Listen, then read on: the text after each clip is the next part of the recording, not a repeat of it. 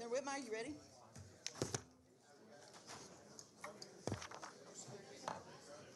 Yeah, I'm ready. Our House members here? Who's not here? Don't you see how short you did make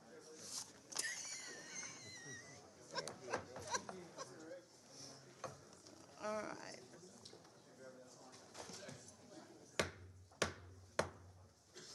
The Select Committee on the Future of College Sports in Texas will come to order. I'd like to ask the clerk to call the roll, please. Senator Nelson. Here. Senator Creighton. Here. Senator Birdwell. Present. Senator Hinojosa. Present. Senator Hughes. Senator Colcourse. Here. Senator Perry. Here. Senator Powell. Here. Senator Springer. Here. Senator Taylor. Here. Senator Whitmire. Present. A quorum is present. A quorum is established. Good afternoon, members. Good to see everyone.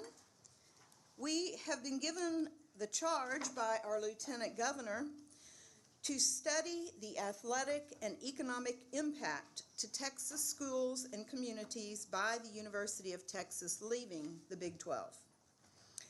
I'm going to ask that each of the members focus your questions on that specific charge, and I'm going to bring us back on point if questions stray from our assigned topic. We are only going to hear invited testimony today because our charge is to look at this from both an economic and athletic perspective. I've asked an economist to walk us through the potential economic impact.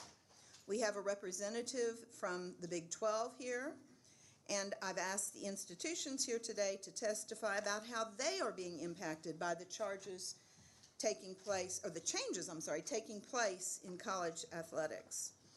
Our witnesses are going to provide their testimony uninterrupted, and then I'll recognize members for questions at the end of each presentation. We'll start with questions from senators and then allow our invited guests from the House to question witnesses. Speaking of our House guests, it may seem unusual to have House members sit in for our hearings over here in the Senate. Welcome.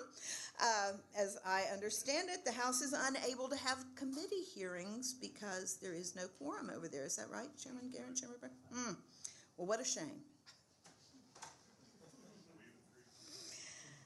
So I want to welcome from District 83, Chairman Dustin Burrows, from District 99, Chairman Charlie Guerin, and as I understand it, Representative Doc Anderson from District 56 is going to join us. Members, the landscape of college sports is changing dramatically between the Supreme Court decision about athletic compensation, discussions about conference realignment, and an expanding format for the national championship. One could argue that the earth beneath college sports has shifted more in the last 4 weeks than it has in the last 4 decades, Senator Whitmire. It's seismic.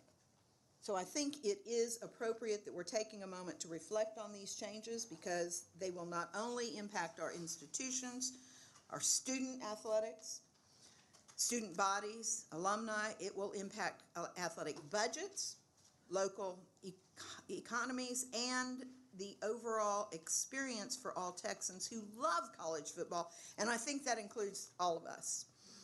I know that passion for college football runs deep in Texas, and there are strong feelings on all sides of the realignment discussions. My intent is today to have a fair, unbiased, constructive hearing. And I'm going to add this because I was watching television last night, and on the sports part of the news, they came on and talked about this hearing today, and they said that there would be that this panel would be represented by the 3 institutions that we're going to hear from today: Baylor, TCU, and Tech. Thank you. Thank you. And I want to clarify that in case anybody doesn't understand that this panel is a wide variety of senators representing a variety of institutions. In fact, I don't have any of the college institutions that have a football program in my Senate district, so I'm probably a good person to chair this because I don't have a built-in bias. But this is an assortment of senators representing an assortment of colleges with a variety of opinions and representatives, down there.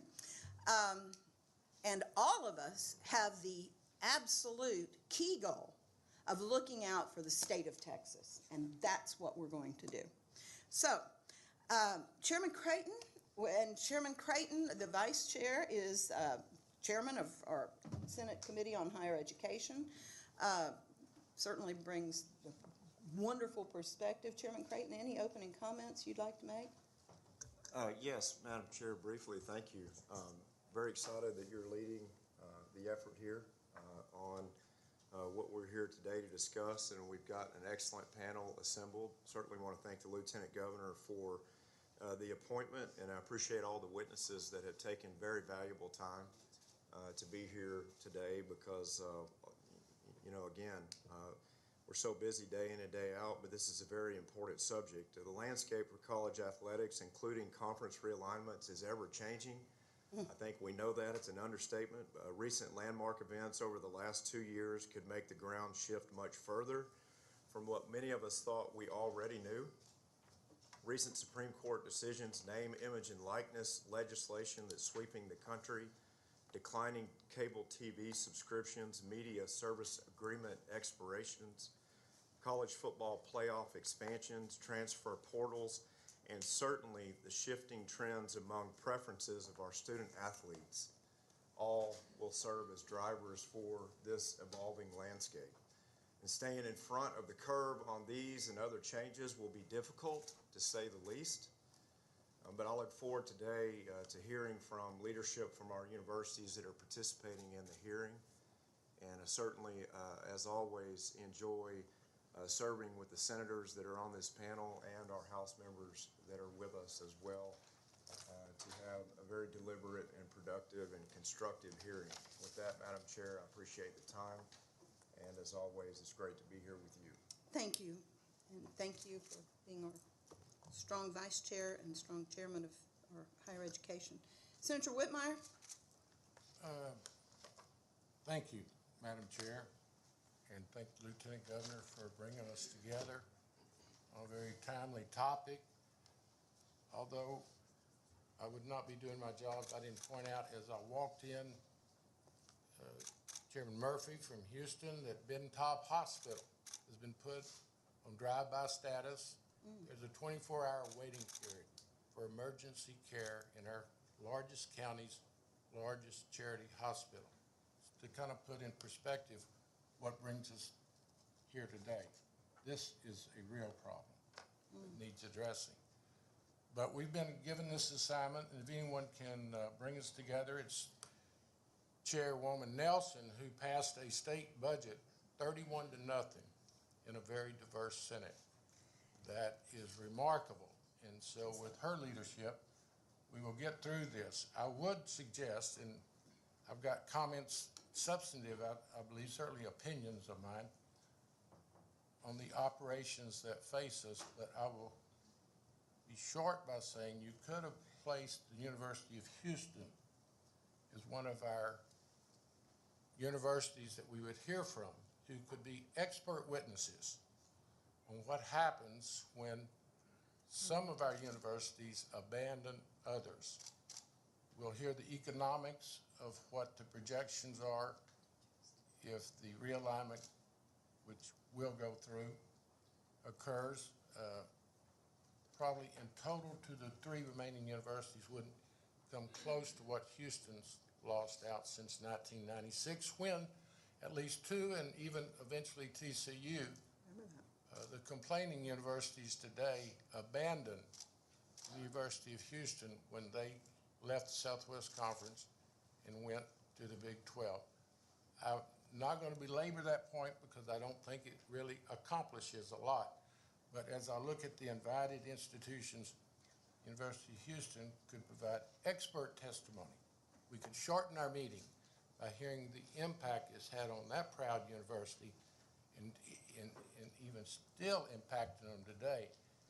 And as I get into more substance, I would suggest that the remaining schools are state universities, state and private, hopefully will reach out and be positive in helping all of us go forward, using the University of Houston maybe to fill this vacancy instead of maybe the schools like Brigham Young and Cincinnati. So we've got a lot of work to do, and your leadership in this diverse body, I hope that we'll recognize there's not a visiting or a home team as we go forward. I look around this panel, and the Lieutenant Governor did an excellent job of putting some representation for most of the institutions in rural and urban. But I'm going to reserve most of my comments. You just thought these were my comments. No, I knew you'd have I'm going to more to reserve say. my comments to later and give the, and yield to some of the comments of other senators Thank you, and Senator. House members. I want to hear their take. Thank you, Dean Whitmire. But U of H could have really gotten right to the, what it's like. Yes, and I've had people ask how we came up with those people who have been invited to speak, and I certainly heard from Senator Whitmire that University of Houston should have been invited, as I did hear from others who expressed concern about who was and wasn't invited. I didn't want to be here for 3 days, and I think there may be an opportunity in the future, certainly recognize that you felt Or you could strongly. add A&M, who saw what was happening. I did invite A&M, they declined. Well, they saw the train had already left the station Yeah. and Yeah. didn't want to belabor the Yeah. point. Yeah, I invited A&M, they declined. I invited, we really were trying to get somebody from ESPN, but not a talking head, with apologies to talking heads out there, but, somebody more from the bookkeeping. That didn't quite work out. But I think we're gonna have a good cross-section today and an opportunity to discuss. We lots of couldn't things. keep from having one. I know, we'll have a good, we let's try. see, Senator Powell. Thank you, Chairwoman Nelson, and thank you to the Lieutenant Governor for appointing me to this committee. Texas Christian University lies in the heart of Senate District 10, and so, of course, this is extremely important to me. I have a sister and a daughter-in-law who graduated from TCU. I have a son who graduated from Baylor University, and my husband and my youngest son graduated from the University of Texas. So we have lots of interest scattered across my family with regard to this particular issue.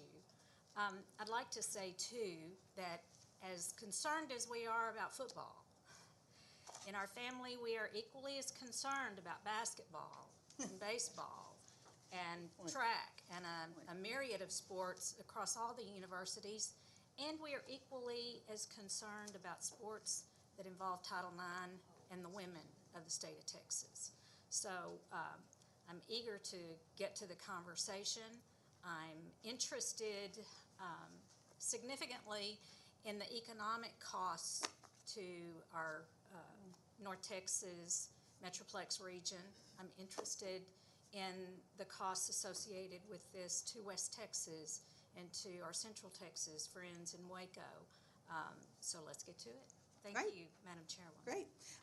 Members, anyone else have any opening comments you'd like to make? Push the light on. Senator Birdwell? Thank you, ma'am. I don't need to add to the dynamics that have already been spoken by the other members.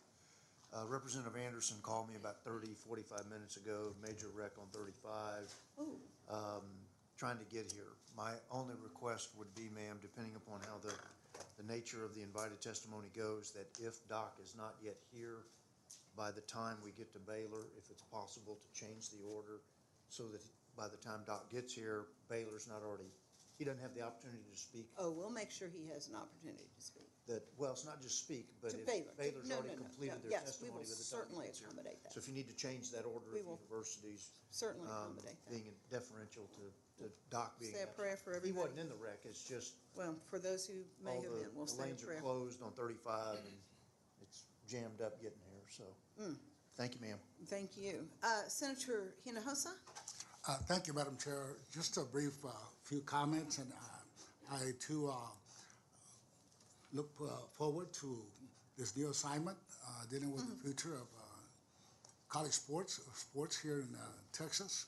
But I must say we are really going through some changes the last couple of years in now voting to allow athletes, football players and other athletes to get paid for their services, for their image. The realignments, it seems like throughout the years, and I'm a hardcore fan. I have both UT campus in my district. I also have an Aggie A&M Corpus Christi campus. And I love football.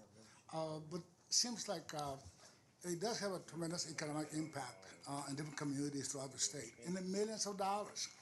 A lot of the decisions should be made more based on money than the interest of the state of Texas. And every way you look at it, economics is a big part of the decision that's being made by these large schools to change and realign and join different conferences that we have throughout the nation. But with that, Madam Chair, I really look forward to having a hearing and trying to sort of shake out some of these issues as to what impact it'll have on many regions of our state and other colleges who I know will lose revenue just because of the change in the realignment that is taking place before us. Thank you, Madam Chair. Thank you. Senator Springer, and I want to recognize that Senator Hughes has joined us. Welcome, Mr. Chairman. Senator Springer? Thank you, Madam Chair, and I have to say it is an absolute pleasure. I thought I was unfortunately never going to get to serve on a committee with you, much less one that you chaired, and so I am very, very fortunate to be on this committee with you and look forward to it. Like you, Senate District 30 has none of the schools involved in it, nor did I graduate or any of those, but but we all have constituents that go to all these schools. And so when asked by the Lieutenant Governor for if I would, I said I'd be honored to do what we're all here to do, which is what is the best for the state of Texas and how do we go about that. And to Senator Birdwell's comment, it did take me an extra 2 hours to get through that fatality wreck in Gerald. It took 5.5 hours, normally a 3.5 hour drive for me to come in. So it is extremely backed up, and I was probably pretty close to the back, near it. So anyway, I look forward to the hearing today. Thank you, Madam Chair. Drive safely. I don't see any other lights on for our House members. Y'all get the light stuff, right? You push the button and then it shows up here. And Chairman Burrows. Thank you. Little news sitting in a Senate committee. First, I want to thank you, Madam Chair, and especially Lieutenant Governor for the opportunity to ask questions on this panel. Very grateful for that. I think the House members are very humbled for this opportunity. It seems unprecedented, but this is very important. I represent Lubbock, Texas. There is no doubt there will be an economic impact from this on the city and county and the surrounding areas of Lubbock. It will impact Texas Tech and the destiny of that school. I look forward to asking some questions here today, trying to find out, are we headed to a super conference structure, a mega conference structure, how that will impact not only the community I represent, but the entire state as a whole, how it will impact perhaps high school athletics and beyond. And then hopefully at the end of the day, we're going to ask the big question, does Texas only deserve to have 2 teams in power conferences? Are we a big enough state that we should have more schools and more investments in there so that they're more competitive, whether it's being members of the AAU, whether it's members of bigger conferences, more than 2 flagship universities, and I think that hopefully this hearing will enlighten us on some of those questions. Thank you. Thank you. Anyone else? Let's see, Chairman Colhorst, go ahead. Thank you, Madam Chair. I just wanted to add to what Chairman Burrows just said, in that I think all of us up here today represent the high school athlete as well, and the opportunities that have been presented to them and will be presented or not presented to them in the future. And I think that what Chairman Burrows hit on, are we headed to one mega conference that the Southeastern Conference has 30 teams? What does that do to March Madness, Senator Powell, both in men and women's basketball? Does Abilene Christian have the opportunity to play in March Madness? Does the University of Houston, Senator Whitmire, even though they're not in a power conference currently, have the opportunity to make it to the Final Four? Are Dallas Baptist University playing and making it to a super regional in the United States? a young man out of Burton, Texas, who had one power conference offer. One school in a power conference took a chance on him, and he will now be playing in the NFL.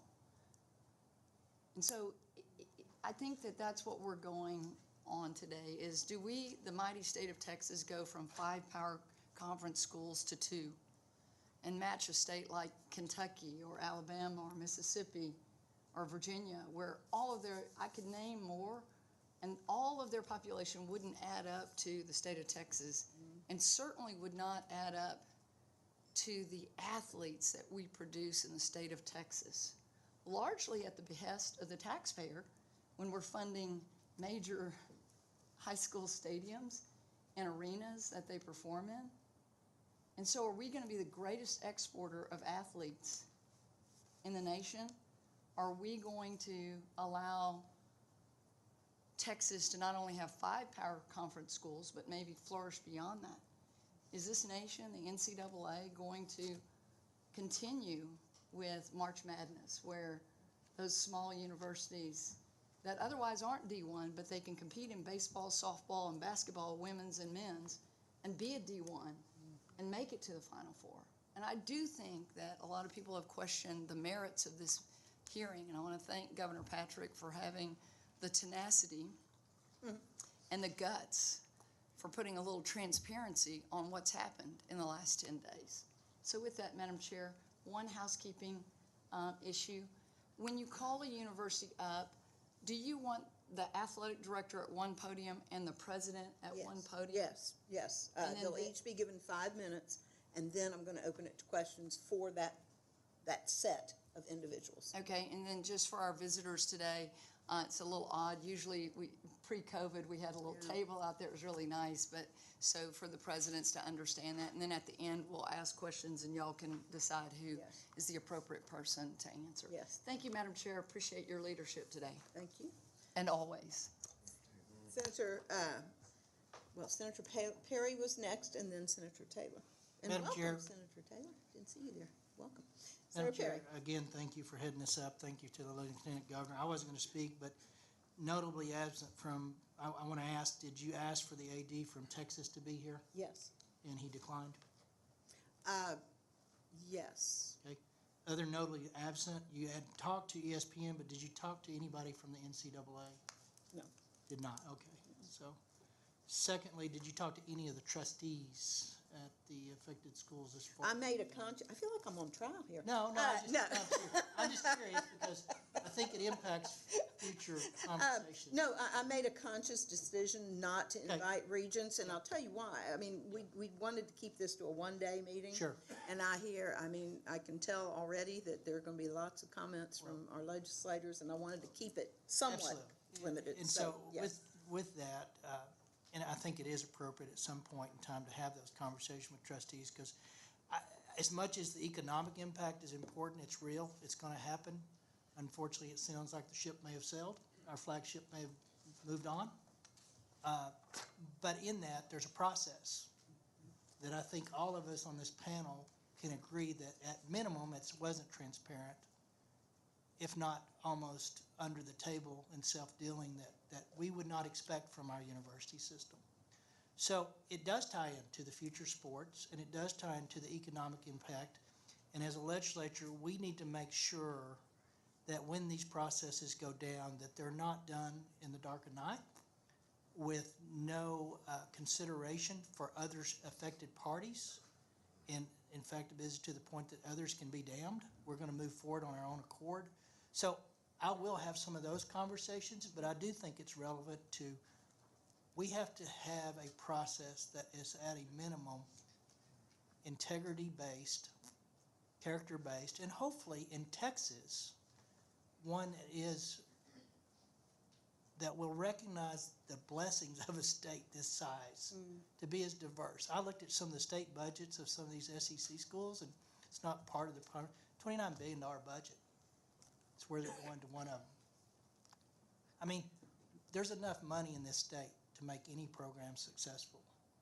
And to have programs that are, quote, marqueed, right, wrong, or indifferent, deserving or not, bail on that without the opportunity to actually have if they're that big, they should have fixed it, right? Big 12 should have been the marquee, but it wasn't happening. So I'm just saying, I have some substantive comments, I think, on process, how we got here, how we can hopefully prevent in the future as these issues come up. In other words, this is a time to fix problems that we didn't know we had until somebody did something like what's going on today. Thank you. And, Senator Whitmire and I have been here a lot longer than anybody else on this panel.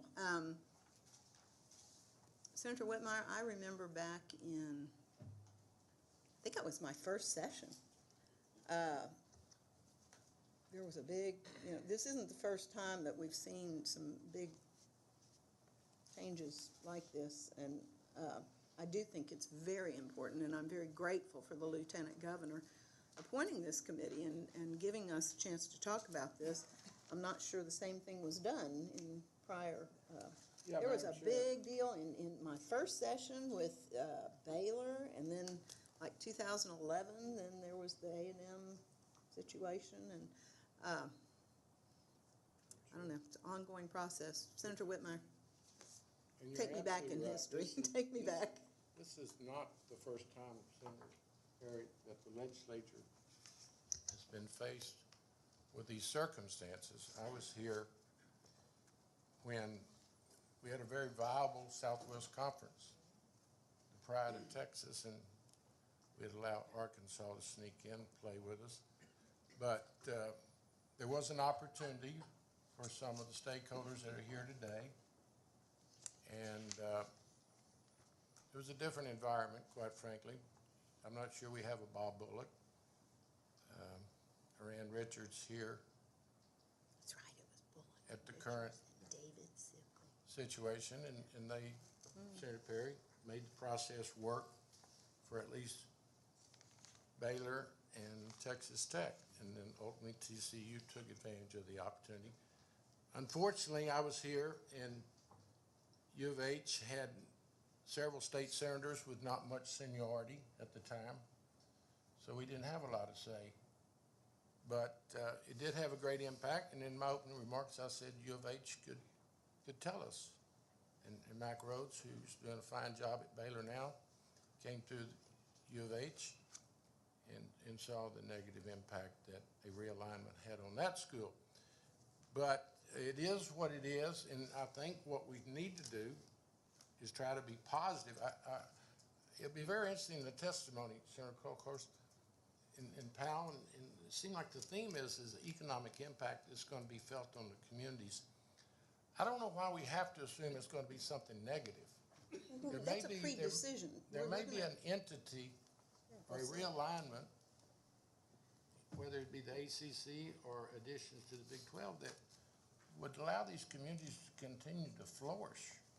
So I think we're starting out sounding the alarms, and certainly I've told you what devastating effect it had on the U of H program, but I would think we'd wait till we hear the testimony.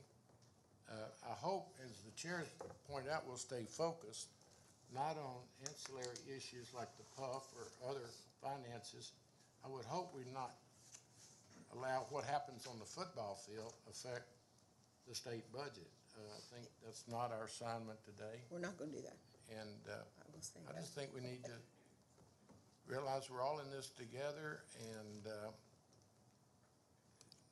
in my world, no one needs to be punished for making prudent business decisions. And I have such respect for Senator Perry, but when you were saying it was done under the table in the middle of the night, I just wondered what other part of athletics, whether it be the playbook or the recruiting contacts that you would want them to also share. I mean, this is a very competitive business. And so they're not going to share with you things that might kill the deal, because that's not their assignment as a chair of the Board of Regents or a president. I mean, they take an oath to look out for their university. LTAF is not the chair of all the regents for all the institutions. Dean Whitmire, I'd hoped you would walk us down memory lane a little bit. Senator Taylor was next. Sure. Thank you.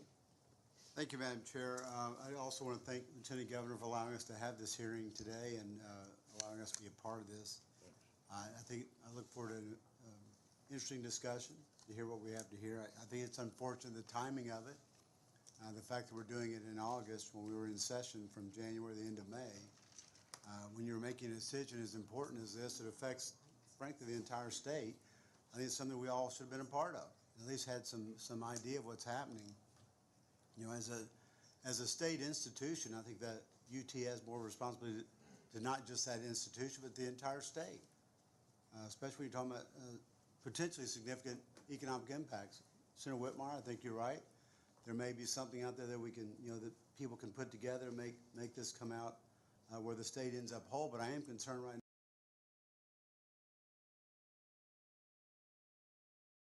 Pretty disturbing numbers of how this affects the entire state. Not just the areas that are in there, for the schools that are falling out of the power conferences, but I also want to agree with just about everything that's been said by my colleagues. But these changes it's being spurred on by football, but it's not just going to affect football. Football is the revenue source for almost all of our sports, men's, women's, how many sports every university can offer. And when you significantly reduce those revenues coming in, it affects all of our student athletes. Scholarship opportunities to participate in a sport, maybe have a chance to move on from there. But it affects a lot of people. And this decision has apparently been made by a very small number of people. And I'm not sure if it was supposed to get out when it got out, but it was let out. But I think it's something that's that important that we should have all had something to hear about and be a part of, at least to understand what the consequences are and maybe plan ahead for the entire state and all the other institutions, see what we could do. Because I think Texas, at the end of the day, certainly needs more than 2 schools in a power conference, because it will affect the economy of Texas and the opportunities for athletes all over Texas. I think that's important that we do that. I look forward to hearing the discussion. And thank you again, Madam Chair, for chairing this and allowing us to have this conversation. Okay. Thank you. Thank you. Senator Perry? Yeah, I just remind, and no disrespect at all, as I have the ultimate respect for the dean, and I definitely appreciate his historical perspective. I do think we're going to land on our feet.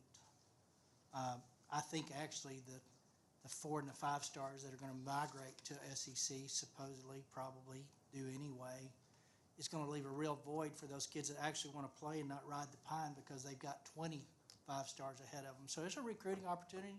There's a lemonade opportunity here, but I want to correct something. I think that fundamentally what we need to remember is trustees do serve at the governor's pleasure and appointees across the board.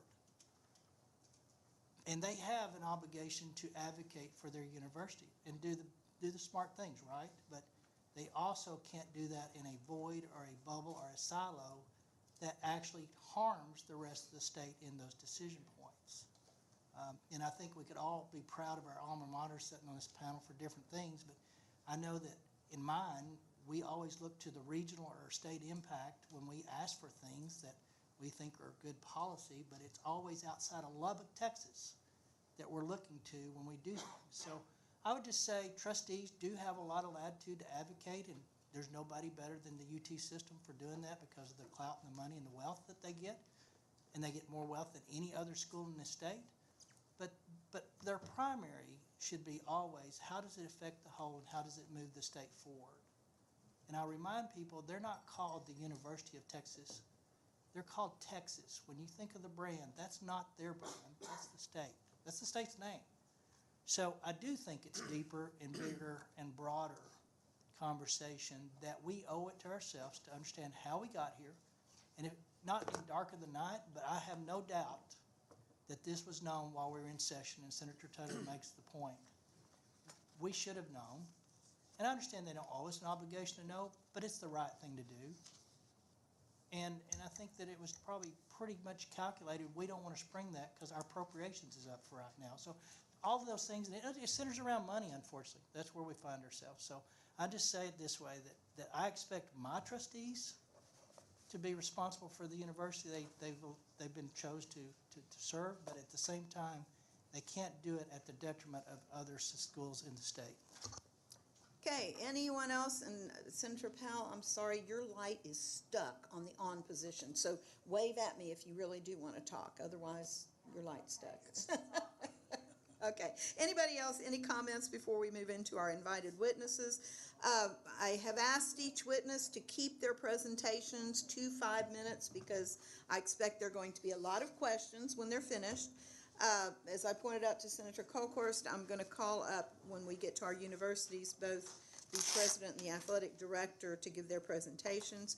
And for those of you who are presenting, we do have timers. I'm going to time it when you've got a minute left so you can kind of start to wind down. And, you know, I'm not going to cut you off at 5, but I will cut you off if you go too much further than that. Senator Taylor.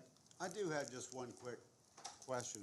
Unfortunately, they're not here, but Yes. Oh, yeah. A&M's a state institution, right? Yes, sir. And it's summertime. Yes, There's sir. not a lot going on, I wouldn't imagine. It's summertime, but we're here in Austin taking care of business. Right, I'm just Yes. curious how A&M got to just say they didn't want to come. Well, That's kind of an interesting dynamic, is it not? Do you have that happen a lot during session, where universities just say they don't want to come and talk to us when we're in finance? And I just find it interesting that A&M just said they didn't want to come. Madam Chair, I'll Senator give, Whitmire. I'll give Senator John Sharp's phone number if you want it. Well, I've got, Okay, we're going to go on about our business. Senator Whitmire, you can turn your light off. I'm not going to recognize you. We do need to adopt our rules, members. They were provided to your offices on Friday.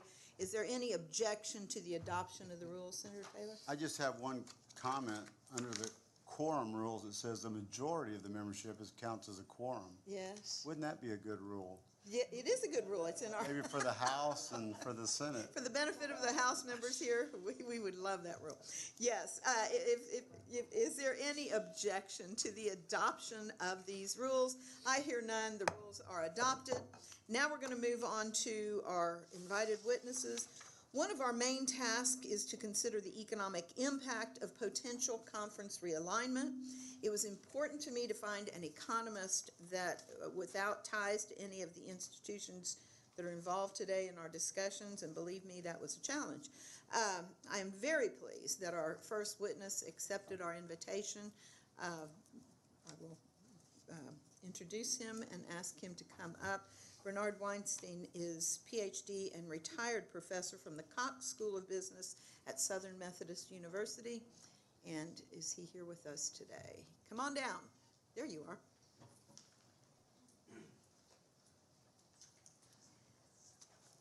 Thank you for the invitation, Senator.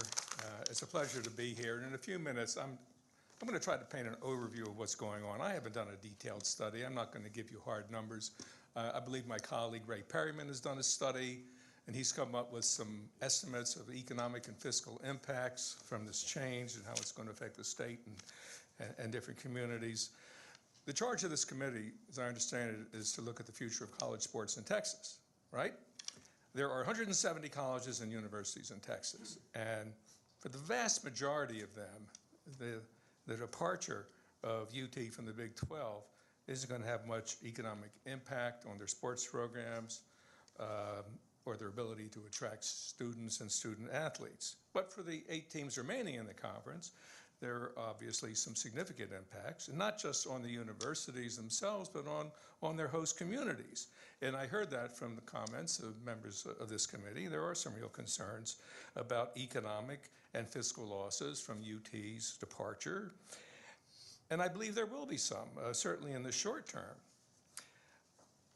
As we've already heard, there are a lot of changes going on in college sports. The professionalization of college sports, if you will. I mean, we've got college coaches earning more than professional coaches, lucrative TV contracts, college athletes can now receive compensation for endorsements, and like it or not, that trend is going to continue.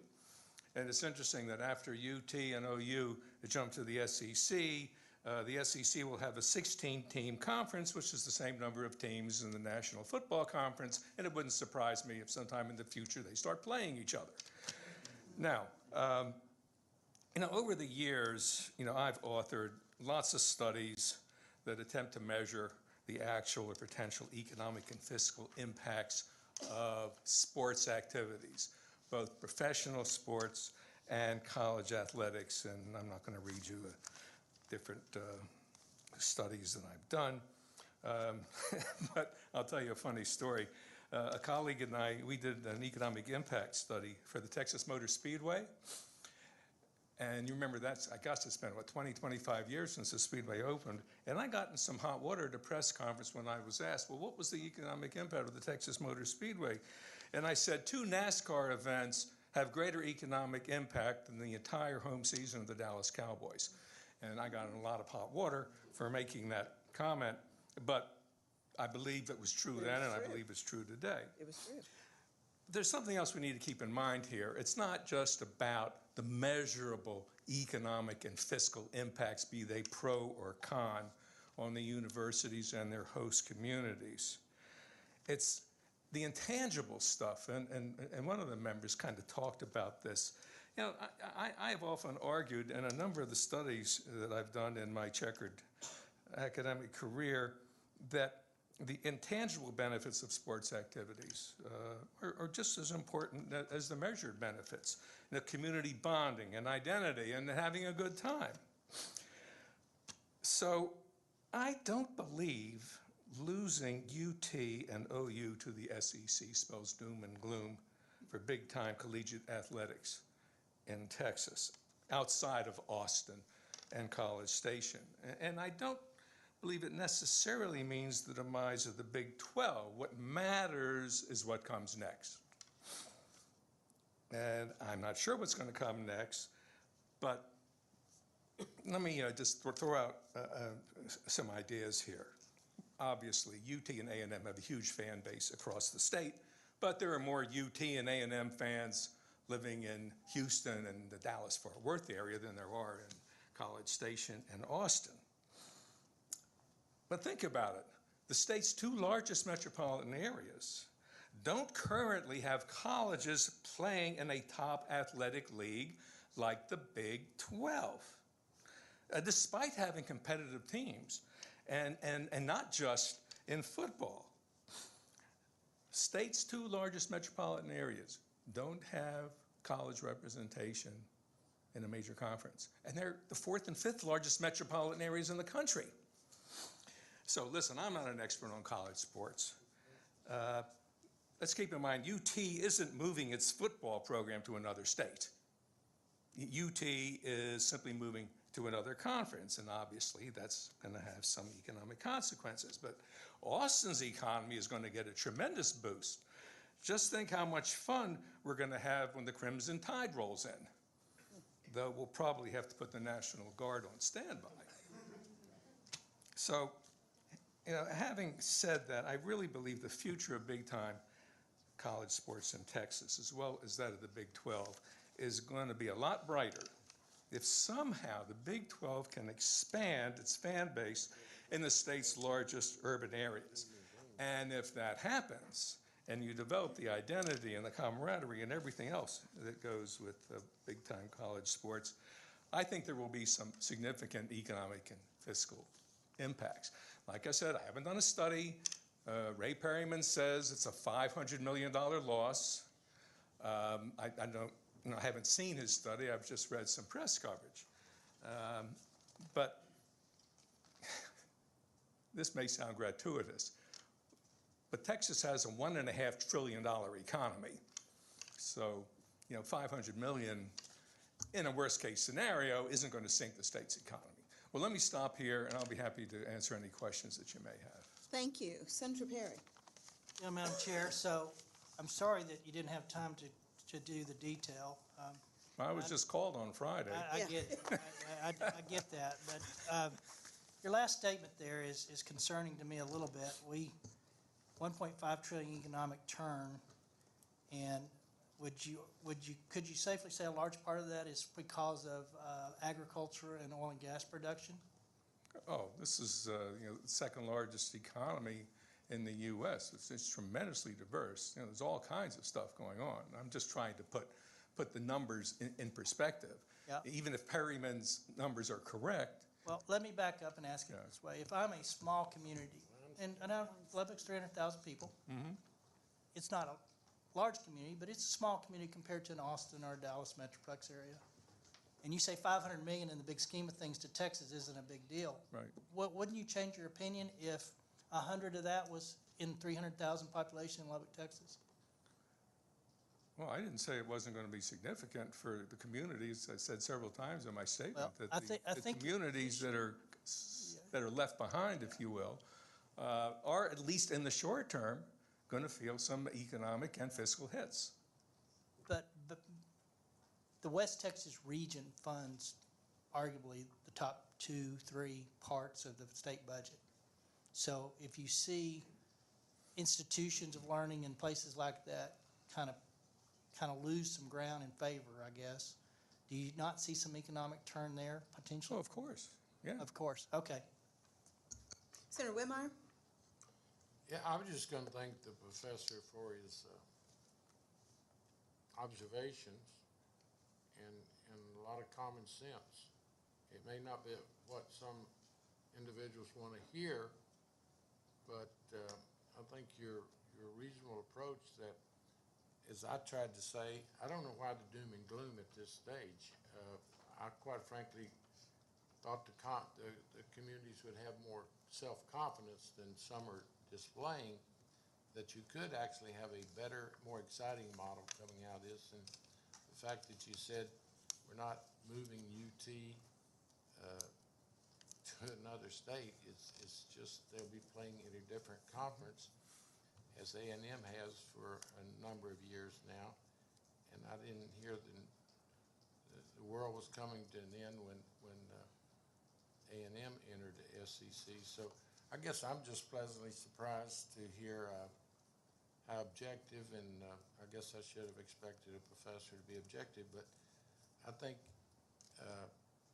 your reasonable approach is certainly welcomed by me. To point out that Houston and Dallas do not have the Power 5 teams, and it's been a challenge, but the world didn't come to an end. So thank you for being here. Senator Thank you, Hinojosa? Thank you, Madam Chair. I guess from your presentation, you would agree that there are dynamic changes that are taking place in our economy, just across the board. And actually, you have many communities, you have winners and losers.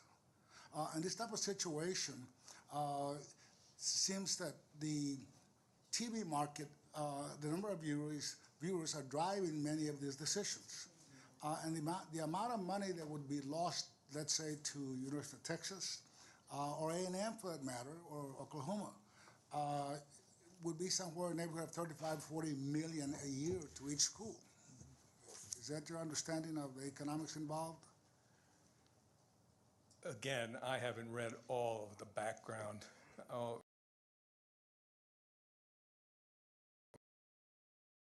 Huge and a major source of revenue to the Big 12. And many times it's those TV contracts that drive the decisions that are made by the larger universities that have very strong football programs. Well, you'll have to ask them. I can't answer that question. Well, I know you cannot answer the question, but in terms of your comment that you made, that money really drives the economy and makes a lot of decisions. Well, there's no question that college sports is becoming more and more professionalized, which is to say more and more focused on the money. Yes, and you even made the comment that at some point maybe we would have some of the college football teams, like the Power 5, playing games against the National Football League teams. Anything's possible. Yeah. Thank you. I want to welcome Representative Anderson. We're so sorry that you got stuck in traffic. Yes, ma'am, I appreciate that, and I appreciate the hospitality. 4 hours to get from here to Waco is definitely I'm sorry. Well, Senator Birdwell was taking care of you. He wouldn't let us start talking about anything until you got here, so. Thank you. Appreciate it. Senator Colquhoun, did you have your light on? Yes? Yes. Go ahead. Thank you, Madam Chair. You know, I think it's interesting that you make this statement about Houston and Dallas not having a Power 5 or a Power Conference school. And when you look at the SEC, it's an interesting question as well. Dallas and Houston have major pro teams. Is that correct, Dr. Weinstein? Yes. And if you look at the SEC, name me the one school that has a pro team in its town. Vanderbilt, Nashville, right? So if you look at the power I don't even know who's in the SEC. yeah, if you look at the power of the entertainment dollar, there's only so much of it, okay? And so arguably Vanderbilt probably has the lowest attendance at their games. I say that with all kindness to my niece, who's a Vandy graduate. Go Doors for her. But I think your statement, and I think it begs a lot of research about the competition for the entertainment dollar. The whole state of Mississippi, the whole state of Alabama does not have a pro team in it. So in essence, Alabama and Auburn are their pro teams. Ole Miss and Mississippi State are their pro teams. They have nowhere else to go but to get on a plane or a long drive. And so I would say, Dr. Weinstein, that what we're talking about here is the competition for the entertainment dollar, and that I would also conclude that maybe Fort Worth is a part of the Dallas-Fort Worth Metroplex and that they do have a power conference school. So I do think that, I know you haven't done your research and you were just called on Friday, that there is some merit to talking about schools that do have to compete, like SMU and like the University of Houston, with all the pro sports and how they're able to draw large crowds. Well, let me make two comments. I don't think there's a fixed amount of, quote, entertainment dollars. I do. My budget has a fixed amount. But if that were the case, we wouldn't see all these new franchises around the country. Maybe Buffalo Bills coming to Austin. Wouldn't that be great? Go ahead. But I think Texas is different. You know, Texas is the second largest state. And Houston and Dallas together have got 15 million people, which is a larger population. I don't know, I'd have to add up all the population of the SEC states minus the Texas teams, but I think that may be the difference because, you know, Texas is an urbanized state. 80% of the state lives in metropolitan regions, and about half of the state's population lives in greater Dallas and greater Houston. So I think it would be fairly easy to support competitive, big-time, power conference college sports in both of those cities. I would agree with you, and maybe this is a wake-up call for our areas to support our teams if you want to be on the national stage playing big-time college football. And I think the University of Houston has an excellent basketball program that is supported well. But I have to say that back in the day, I was doing sports marketing, and when the MLB went on strike, go look at the attendance at SMU football and TCU football. It went up because the entertainment dollar wanted some kind of sports outlet, and the Rangers weren't playing. I know that from experience. Thank you, Dr. Weinstein. Senator Whitmire? Let me see if I can help you. You talked about the totality of what sports mean to a community, the pride, et cetera. You're leaving out recruiting. My colleagues continue to talk about the economics impact on a school and a city, but they are failing to mention one of the criteria for blocking someone from entering one of the Power Five like U of H or even the SMU phenomenon. But let's focus on U of H that I'm most familiar with. The other schools, many with voices here at the table, do not want to compete with the University of Houston in the Houston area for their recruiting. So it's not that ultimately you're going to say, well, recruiting decides what the quality of the team on the field, which affects the budget. But it's not just the bottom line of the dollar. It's who's going to get the 5-star players.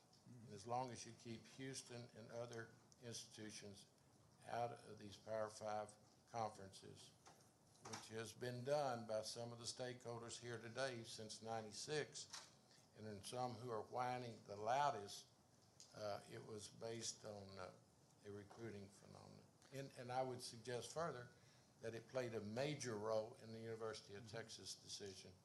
Let me just Try to mention, be able to compete with A&M and other SEC schools in recruiting. So, you know, dollars are important, and there'll be some adjustments, but the recruiting is a major consideration that hadn't been mentioned by anyone up to this point.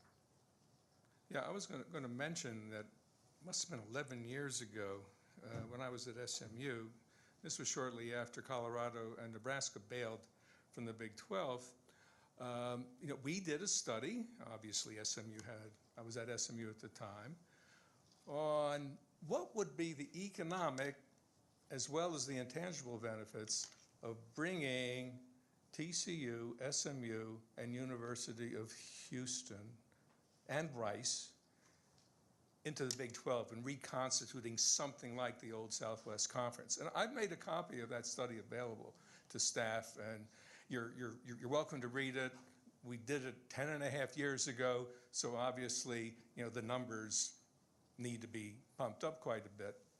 But I guess my view really hasn't changed on that, you know, the way to keep the Big 12 viable is to make it more of a Texas-focused conference with representation of universities from the major metropolitan areas.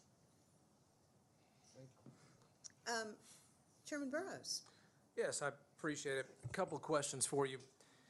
I assume, and I know you haven't done any, research or crunching numbers, but there's probably a correlation between being in a Power 4 conference and revenues to the institutions. We assume that, right? Oh, yes, absolutely. They get the contracts, they get the deals, that money goes into the athletic departments, correct? Right.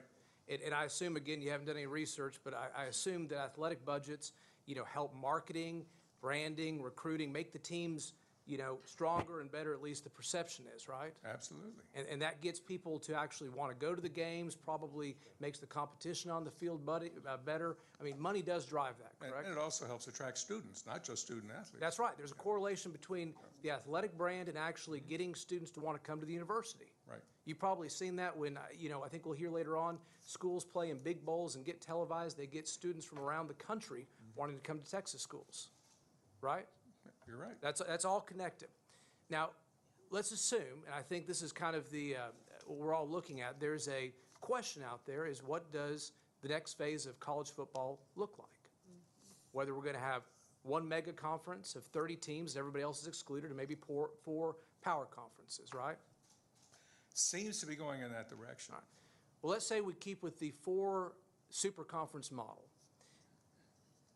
There's barriers to entry to some of these teams to get in those that are beyond just the quality of their football programs and athletic programs and what they do on the field, isn't there? I don't know that for a fact, but I suspect so. Well, for instance, the Big Ten says they're not going to take any members who are not members of the AAU. You understand that? Again, You'll take my word for that? I'll take your word for it. Okay, you can probably Google it and figure that out pretty quickly, but I think the Big Ten says one of the barriers to entry to inviting new member teams from Texas or otherwise is you need to be a member of the AAU, which deals with research dollars.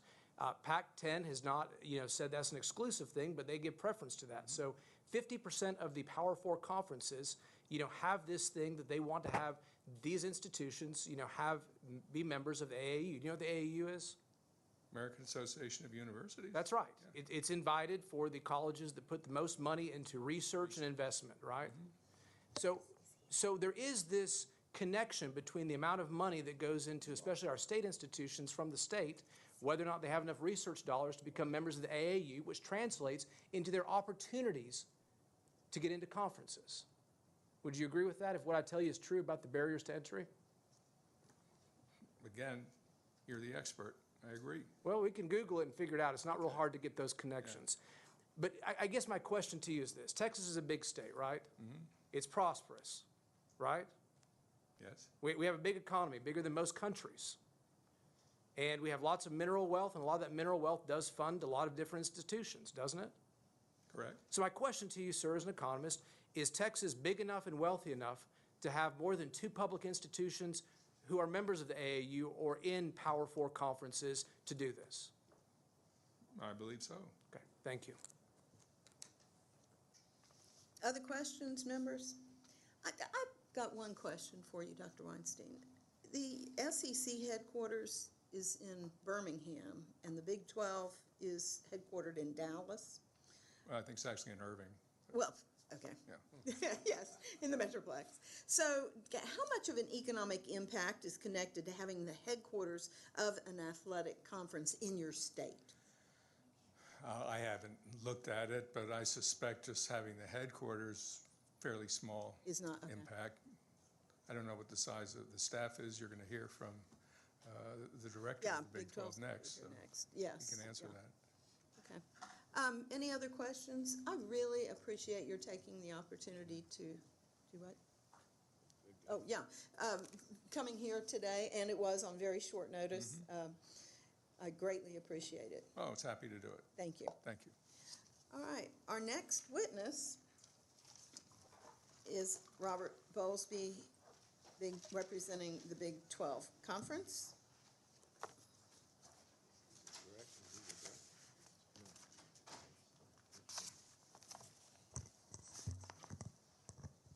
Good afternoon.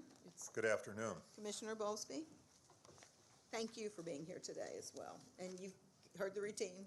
We're going to ask you to share with us for 5 minutes or so, and then I'm sure there'll be questions. I wouldn't be a bit surprised. Thank you for having me here.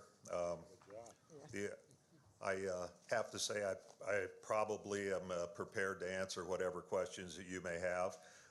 I wasn't prepared for Professor Weinstein's thinly veiled advocacy for SMU, but that notwithstanding, we are here to talk about the departure of the University of Oklahoma and the University of Texas at Austin, and it represents a major and perpetual blow to the remaining members of the Big 12. There is no question about that, and to intercollegiate athletics more generally. We've heard there are currently 5 autonomy conference members in the state of Texas.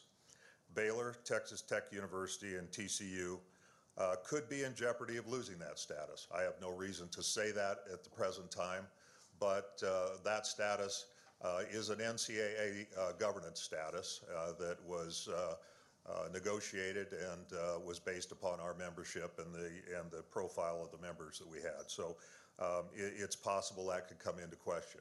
I do want to make the distinction between that and any status we may have within the college football playoff.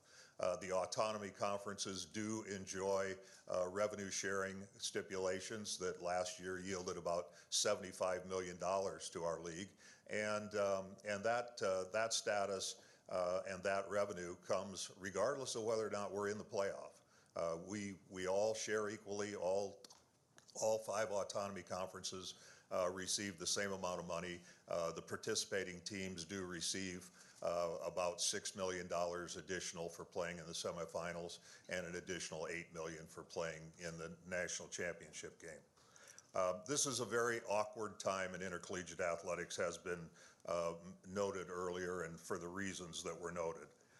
And on top of it all, we find ourselves in the midst of a pandemic that is now back upon us, and it feels very much reminiscent of last year in that we, with 1 month to go until the football season, really don't know what all of our policies are going to be around the pandemic and access to our facilities.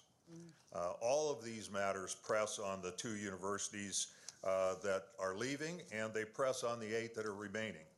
The 2 that are leaving, however, have done so without notification to us and with no accounting for their reasons. If the inclusion of OU and UT in the SEC is intended to disrupt intercollegiate athletics, it will certainly accomplish that. The balance within and among conferences fluctuates from time to time, but generally the environment contributes to high-level competition conference-wide and meaningful and interesting interconference competition among conferences as well. In short, the distribution of top programs among our nation's conferences has provided outstanding competition and highly favorable balance. Conferences have been the preferred structures for decades to produce regular season competition, to develop and build fierce rivalries, to distribute revenue, to facilitate shared vitality, and to provide governance structures to which we all agree to conform. These functions and traditions are now in doubt. With the disruption, the economies of the 8 remaining Big 12 members are jeopardized, particularly the 3 universities in the state of Texas. The Perryman report details the extensively negative financial impact that this departure will have, but it does not seek to detail the points that others will make today regarding student recruitment, bond ratings, long-range planning, research funding, the innate codependencies that are present in college athletics conferences extend far beyond the playing fields. Mutual commitments are made that rely on years and decades of history and relationships, with many millions of dollars in the balance for these 3 schools. Notwithstanding the obvious breach of trust, the universities of Oklahoma and the University of Texas at Austin have violated the very bylaws they helped to construct. With the approval of our board, the remaining 8 members, I notified both institutions of what I believe to be that violation. Both of them have participated in the development and codification of conference bylaws, including sections regarding membership commitments, notices of intent to withdraw, and provisions describing how any such withdrawal might take place. It only remains now to be seen if they will continue to ignore the other agreed upon withdrawal procedures. It is also a matter of record that our media rights are shared among our 10 members. This is an irrevocable grant of rights that was written, edited, and adopted by the then OU and UT general councils in conjunction with Big 12 Council.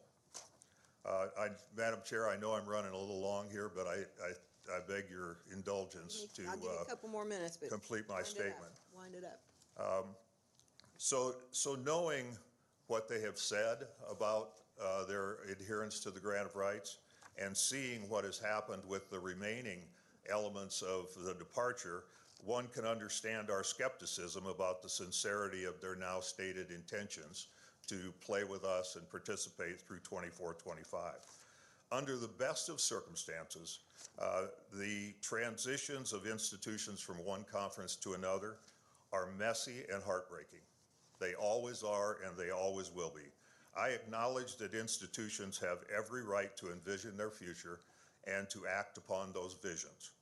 Regrettably and inappropriately, these 2 universities chose to ignore their prior commitments and instead moved ahead to deceive and undermine the institutions to which they pledged their loyalty.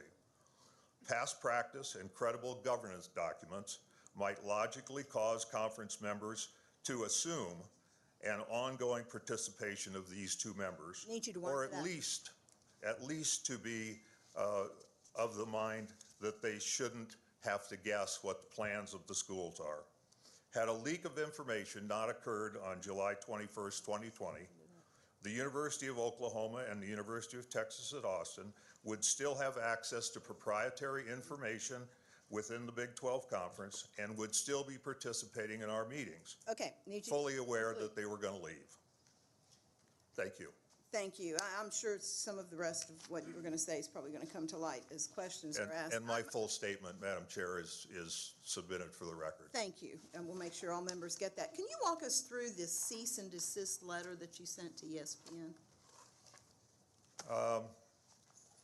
Let me say at the outset that I have spent a number of conversations with representatives of ESPN, and we have agreed to not escalate this publicly.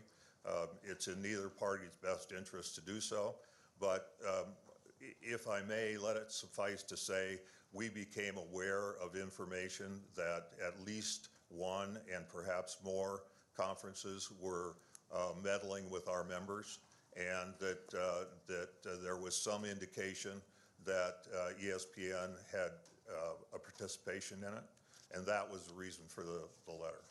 So looking beyond 2025, the conference has many options as to how it could proceed. What are some of those options, and how will those affect potential TV deals?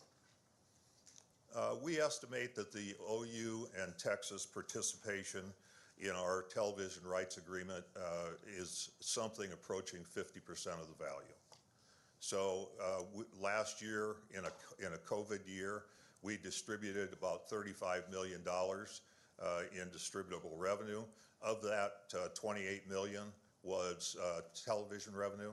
The rest was NCAA revenue, bowl game revenue, CFP revenue. So about 28 million of it. And so you could roughly look at least $14 million per school in a new day without similar replacements to the two that are leaving. Okay. Okay, Senator Hinojosa? Thank you, Madam Chair. Just a couple of questions. I don't want to get into the legal aspects of the agreement that the Big 12 has, but realignments have happened in the past, have they not? It has. And every time they happen, they do disrupt conferences. That is true. And many times these realignments are driven by TV and revenue that it's earned by the conferences. In the past, I think what you say is correct. In the past, the capture of cable households was really the coin of the realm. The television revenue from linear cable is substantial, but what we find ourselves now with is a shrinking cable environment that was once almost 110 million households. It's now in the low 80s, and it's forecast to go below 50 million households. And so the television ecosystem is changing dramatically. The migration to streaming and to digital consumption is well underway, particularly with young people. And so as an example, the Big Ten annexation of Maryland and Rutgers was entirely about capturing cable households in Washington, D.C., Northern Virginia, New Jersey, and to some extent the New York area. So the different conferences are finding ways to respond to the changing taste of viewers and the different events of delivering the football games to the public. The technology is evolving very quickly. The funding has not evolved as quickly. The built-in model in cable television is that many people are charged for services they don't consume. And there is no place that is more true than in sports television. And so the broadcasters are making a very large amount of money because they're part of basic cable from people who don't even watch the games. That's all going to go away. In the future, the people that are going to consume those games are going to purchase them on an a la carte basis. If you want to have Peacock television, you pay $4.99 a month for it, or if you want Hulu to get the Pac-12 network, you can do that. It will all be done on an a la carte basis. And so the funding model is completely upside down at this point in time. And streaming and digital in the space of live sports has not recovered in terms of the finances of it. And it likely will be a while before it does. And the revenue that has been received by the different conferences, 5 power conferences, out of the five power conferences, the Big 12 has the lowest revenue that any compared to the other 4 conferences. That's not correct, Senator. What do you all rank? Big 12 ranks? The Big 12 is third in revenue per member, which is the way we manage it. Next year, our distribution will be right at $40 million per school, plus or minus, and I'm quite sure that'll put us in third position, ahead of the ACC and the Pac-12, and behind the SEC and the Big Ten. And in terms of the revenue, as you know, as you said, technology is changing, and the way viewers view football games and the way they charge. Did the Big 12 do any, was it aggressive enough in trying to adjust, knowing that the realignment was always a possibility? Well, we negotiated a 12-year agreement in 2011 that started in 2012. It runs 4 more years. So, and it is half with ESPN, 52% ESPN, and 48% Fox Sports. And so, you know, we talk to our partners with regularity about the marketplace and our position in the marketplace, but typically those negotiations don't take place until late in the term of the contract. In ours, I think we have a 6-month window before the end of the contract where both parties need to engage. Just from the information that I've been able to read, it seems to me that the Big 12 was not aggressive enough and anticipate there was always a possibility of realigning, and with the increase in revenue from TV, that you would have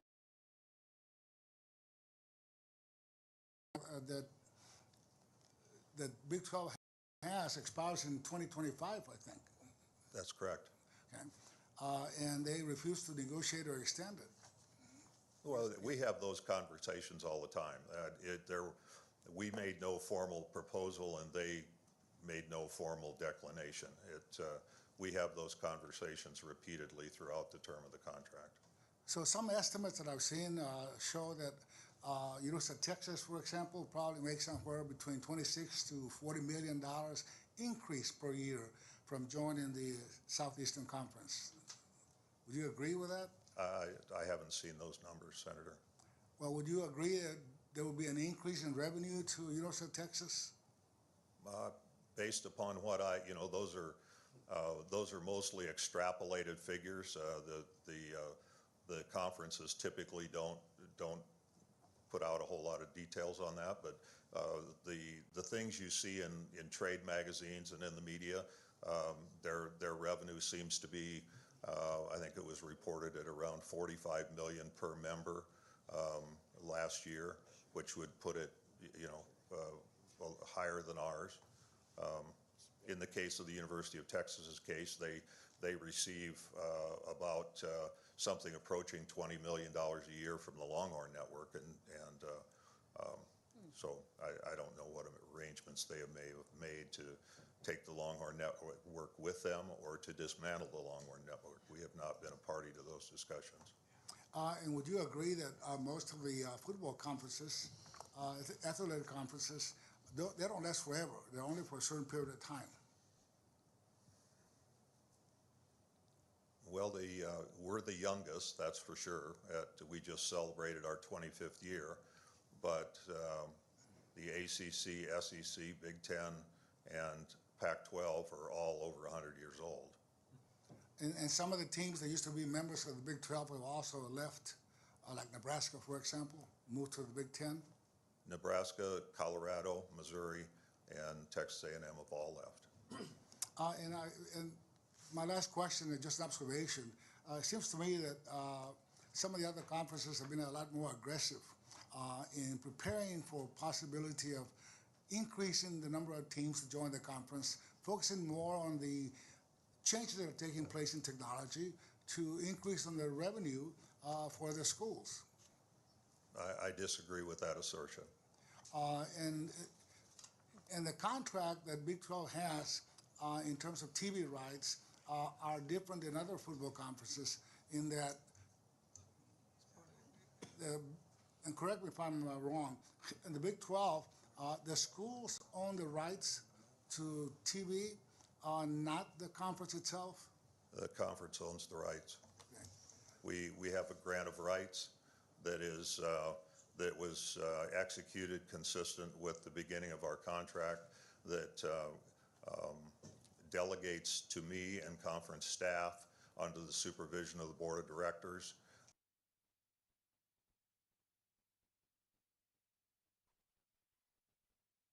the negotiation with our TV partners.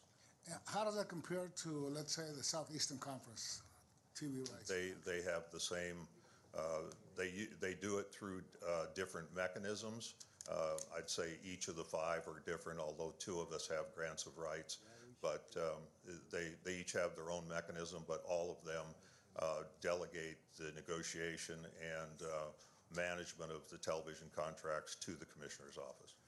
And right now, the Southeastern Conference receives higher revenue than the Big 12. That's correct. Thank you, sir. You're welcome. Senator Taylor? Thank you, Madam Chair. You know, in light of the change you've been talking about with the cable, that was very enlightening. I really hadn't understood that, the cable versus streaming and people being basically subsidized some channels they weren't even watching. How long has it been that the Big 12 only had 10 teams in it? It was right prior to the time that I came on as commissioner. 2 of the schools left in 2010, 2 left in 2011, and I wasn't there, so I'm doing this mostly from historical memory. And then two members, TCU and West Virginia, were added in 11 and brought the total to 10 teams. So we've been the Big 12, even though we've only had 10 for over 10 years. Yeah, it's a quirk of athletics. The Big 10 has 14 and the Big 12 has 10. Okay. Have you all tried to recruit more teams? We've had this discussion. You've heard the Economist talk about bringing in some big markets, and have you tried? Yeah, we went through a very open process where we interviewed leadership from 18 different institutions, and ultimately the board decided not to expand. But we went through a very transparent process where everybody at the other institutions knew just exactly what was going on. And, you know, those are, as a commissioner, you never want to hear somebody's looking at your members, but taking a forthright approach to it is what we thought that we needed to do. And so we went to the schools we wanted to talk with, told them that we were going to go through this process, and then did so. In the end, we didn't add anybody, but that was the process we went through. So like it's been mentioned, like, for example, University of Houston, large market, TV market, large population. Why would the teams not want to do that? Was it because of recruiting issues? Was it splitting the money by another team? Well, I think each institution probably makes its own decisions on those things, but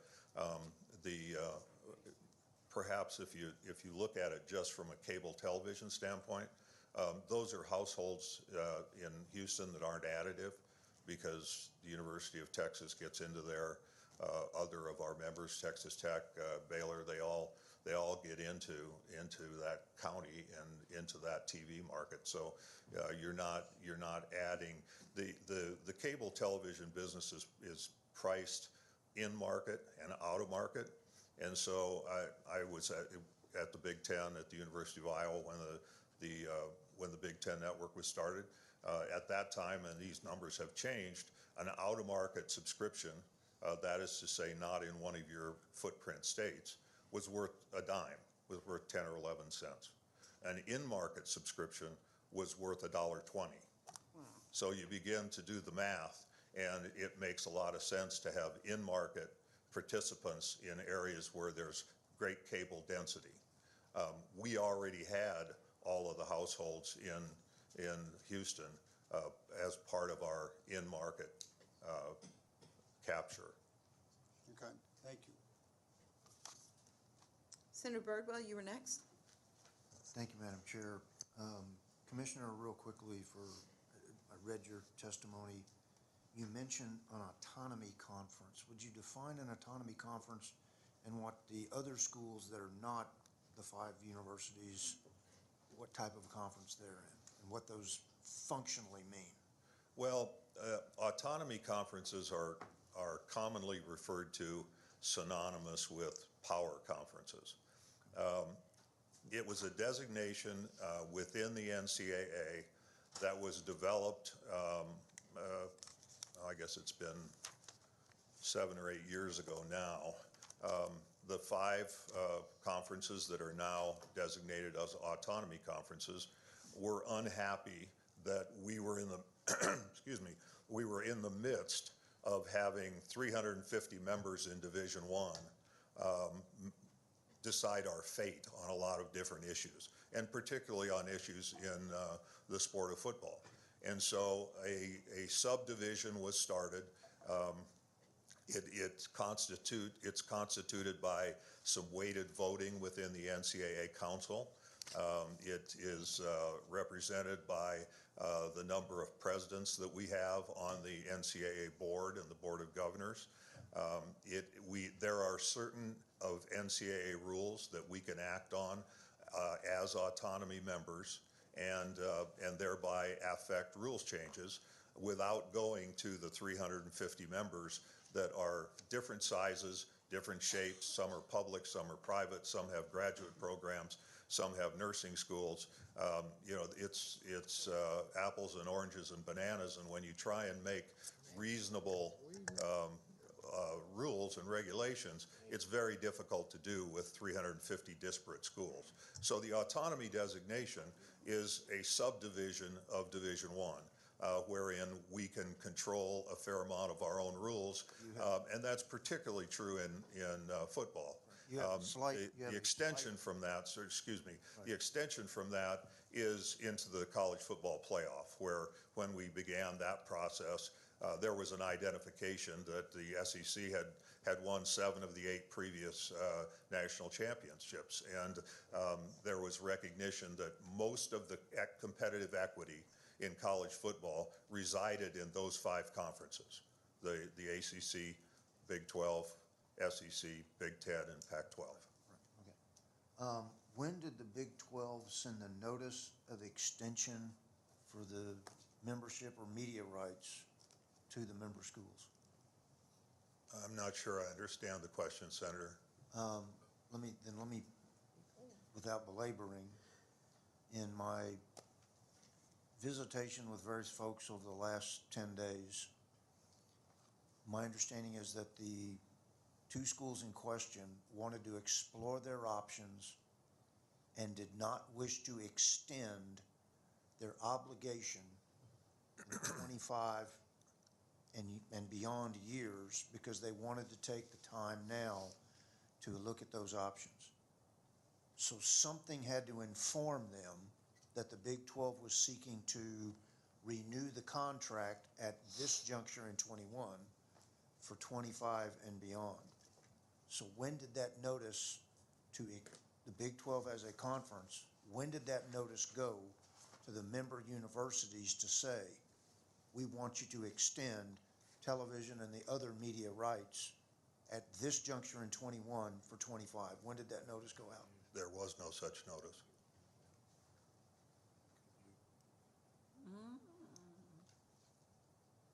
No, we talk about these things all the time. I understand. I mean, there was no such notice. What you've just said changes the dynamics of what I, and I assume other members on this dais have been told.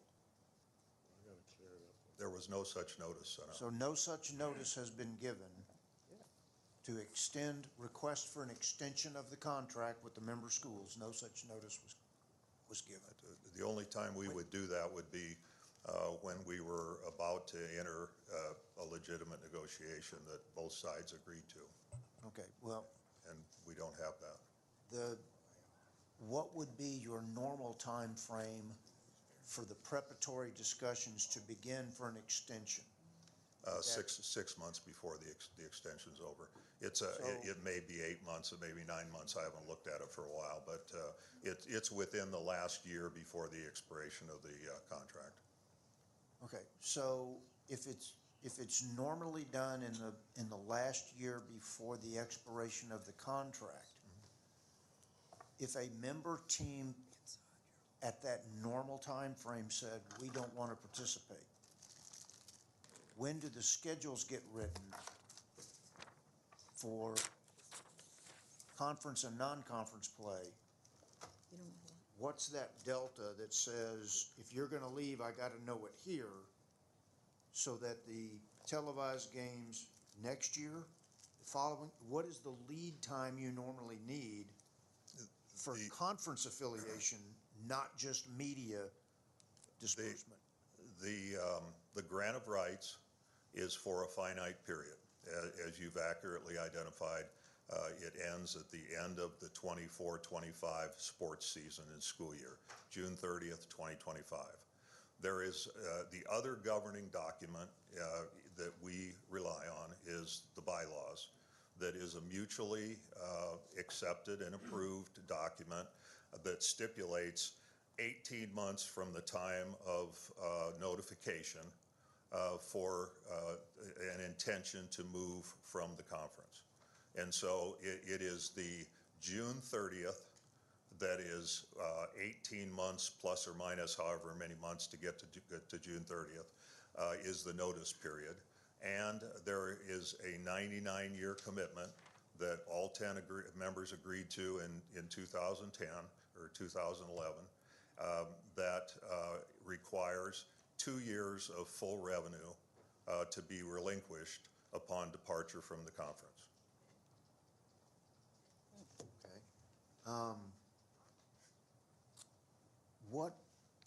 What options are available to the remaining 8 schools based upon what you've told me? When and where is the decision point for each of the member schools to decide either the viability of the remaining 8 or for them to determine their own best course of action as individual schools? There is no drop dead date. I'm sorry, were you not finished? There may not be a drop dead date, but what is the season of time that the pressure on the schools to make that decision is going to occur? Well, it certainly would occur at the end of the current contract, but we expect to deal with it long before that. Right. I think that, these things don't happen overnight. Conversations take time. I think there are options for us to partner with other conferences. There may be opportunity for mergers. There may be opportunities to add members. There may be other opportunities that are currently unforeseen. We are in, as has been noted, the multitude and severity of the challenges that are out there right now is likely to cause lots of changes, and it's not just about changes in conference membership, but certainly that's a part of it. So, I think we're going to try and move as methodically and as smartly as we possibly can. We want to make sure that we optimize the options that each institution has for itself, but we also believe that the 8 of us staying together is probably our best approach in the near term. And so that aspirationally is what we've discussed so far. We'll have to see what comes of the various discussions I described. Okay. But I think our 8 members are steadfast in moving forward and looking for opportunities that benefit all of us. Okay, last question, Madam Chair. Take your time. You had mentioned, Commissioner Bowlesby, that the Big 12 had, over the last, however many years ago it was, that it reviewed 18 teams for expanded membership. How long does that process take for a team to decide whether or not it wishes to expand? A team or a conference? Before you answer, let me tell you what I'm driving at. I was told by leadership of the university system that they wanted time to explore their options. That decision has been made in less than 10 days. How long did you give your 18 schools that you gave consideration to? How long did the conference take? And how long did those 18 schools get to make a decision? Was it 10 days? 10 days? No, it was longer than that. We did in-person interviews with each of them. They had to submit to us an intention to join if invited. There were some other legal documents and the exchange expectations as to what you could expect coming in from a financial standpoint. Typically, additions are made on a gradual basis. They don't come in at the same distributable revenue as the people that are currently in the business. So I would say our process with 18 schools took 3 months, 8 weeks, Thank you. somewhere in there. Thank you, Commissioner. Thank you, Madam Chair. Senator Springer? Thank you, Madam Chair. Sort of following up on that, questions there, when you invited these 18 schools in, did they present to the board of directors, or did they present to an executive committee of a couple? It was a combination. We had presidents involved. We had conference staff, but it would be, I think, fair to say that those were preliminary processes. The board was going to make those decisions without any question. In one of the places I read, and please correct this if it was wrong, was that the ESPN contract that was under would allow for expansion without the dilution of monies going to each of the 10 universities, that the other 2, if added to, would get about the same amount of money. Is that correct? That was originally in our contract, Senator. We took it out in exchange for some other considerations around the conference championship game and arrangement we have with ESPN Plus, where we do about 600 events a year on digital cable. So was that taken out when the expansion did not happen? I'm sorry, say that again. So you said you were given other incentives in lieu of letting that piece of that contract go. And my question was, is that at the same time period that you then decided not to expand to 12, or was that 2 years later, 2 years earlier? I'm going to need to think about that a little bit. I think they're about concurrent, but I would have to consult the calendar. And that sort of gets to be somewhat of the questioning on this is, have we reached a spot, that ESPN is becoming the size that it is dictating to the universities what they can and can't do, therefore without TV contracts? Well, it's a rhetorical question that I don't have an answer to, but I can tell you when we were in the throes of talking about a conference expansion, it was just one of the many ways in which we've tiptoed around the University of Texas and the University of Oklahoma over the years, because they were not in favor of expanding. So and therefore when the ESPN contract was redone, it in lieu could have potentially, there was 18, but clearly I think the Texas school that we're all talking about, or that we know that was included in that, was University of Houston. And therefore the dollars that they lost, and I believe, if I've read correctly, that in the AAC that they get about $7 million a year, whereas they would get about $35 to $40 million if they'd been part of the Big 12. I'd say that those figures are so the 10 schools in the Big 12 received other incentives not to expand that at the same time also affected a public university in the state of Texas. Yeah, well, we're benefited by slicing the pie fewer directions. That's correct. Okay. You said that, and I want to make sure I got it right, that the effect of the 8 schools that remain will probably be about a $20 to $30 million loss. I think if I heard you said you thought it would be about $14 or $15 million on revenue if it was just the 8 based on the loss of OU in Texas. No, I think I said that the television revenue is about $28 million a year. And would drop to 14? Is that? Yeah. Okay. And it has been estimated, and I don't, you never know these things until you go negotiate, but it's been estimated that up to 50% of the TV value could be embedded in the University of Texas and the University of Oklahoma's value, and certainly viewership numbers would bear that out, not just when they're playing each other, but when they're playing all of our members as well. Right. Does the Big 12 have a large amount of vendor contracts or endorsement contracts, or are those all cheese? We have a relationship with a company called Learfield Sports. They do sponsorships for us that yields us Approximately $1.5 million a year in sponsor revenue. And that's split between the 10, so that's probably not substantial then? Yeah, well, it goes into our revenue distribution. Our budget, we have 32 full-time equivalencies. Our budget pre-pandemic was about $29 million a year. And then everything, we distribute 94.5% of what we take in to our members. And for the 8 members that are left, if they have a 14 million, 15 million with some potentially contracts or endorsement deals that they may potentially lose, I mean, the only way for them to stay at the same status or performance and investment in facilities is either to raise the fees to students or ticket pricing, or to cover that by cutting other cost of programs and maybe even eliminating, losing, programs, whether it's tennis, soccer, baseball, whatever. Raising more money or cutting overhead. That's the long and the short of it.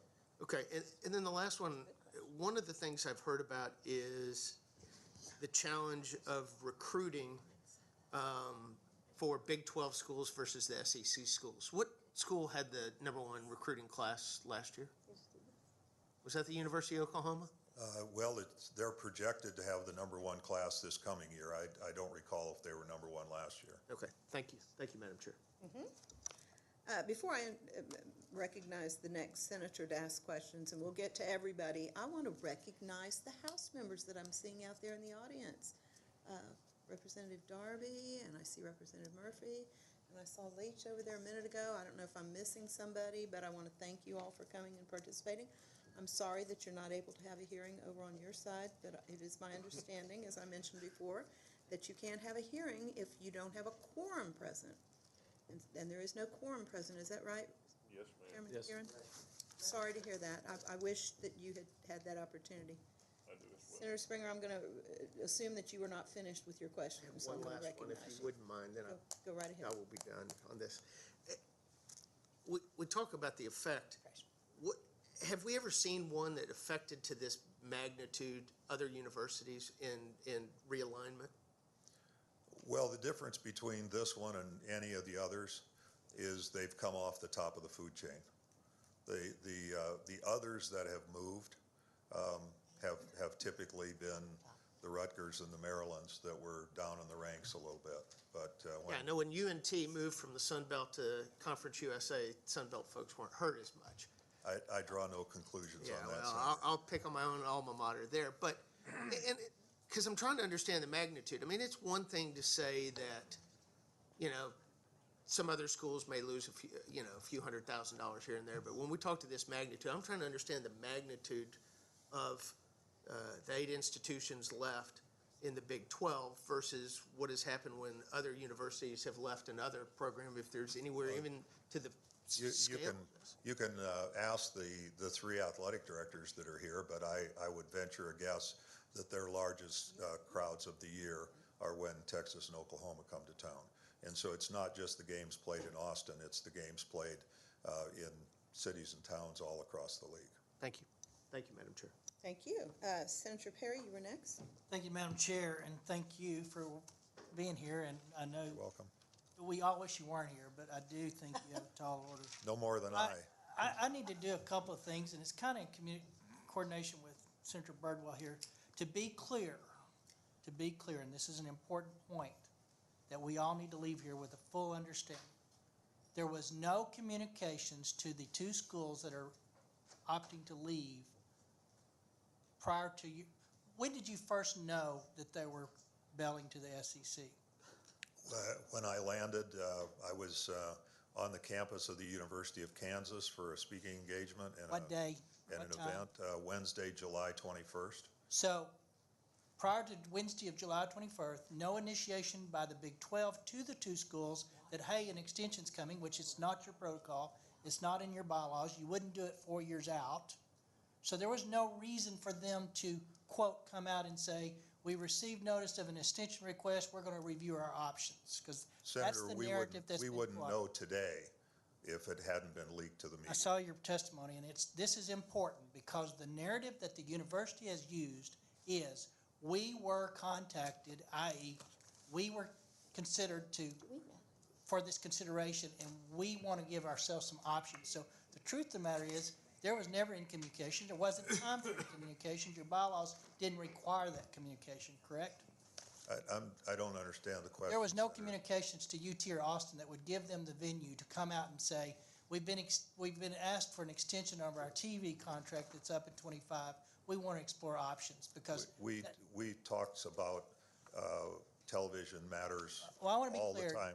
Is but the narrative false? There was no missive, no memo, no direction, no ultimatum that we needed to have their grant of rights right now. So it's fair to say you were totally surprised. Completely surprised. Did you ever, or any, and this will be asked amongst the other people, specifically Texas, but were you aware of any ongoing conversations or discussions at any level with any organization, including SPN, NCAA, about a potential move prior to that day? I'm not aware of anything prior to that day. Back to so I've established, I think, pretty clearly that the narrative that we were just notified and we are going to exercise is a false narrative, correct? That's correct. Okay. On the 2010 and 2011, that's when we added 2 and took 4 away, basically. Do you know when the Longhorn Network was created? I do not.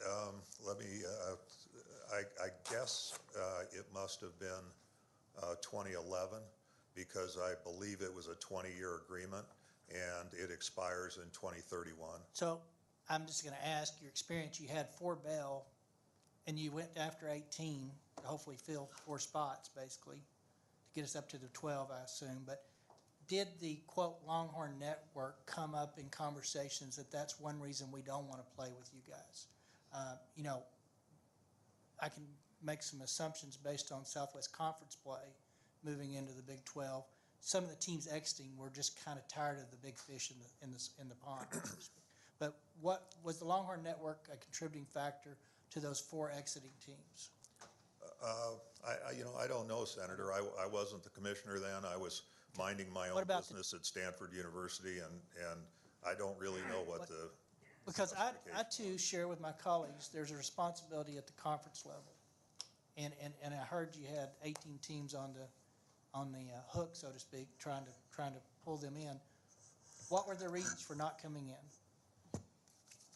I think that there was a strong feeling that we could do some things to overcome not having divisions. And if you get to 12 or larger, you're going to play in divisions. We instead decided to implement a postseason championship game, matching our best 2 teams, which is unprecedented in other conferences, but also guarantees a great game. And indeed, we've had those great games. And so it was a process that the board went through in conjunction with the athletic directors that said, not now. Okay. And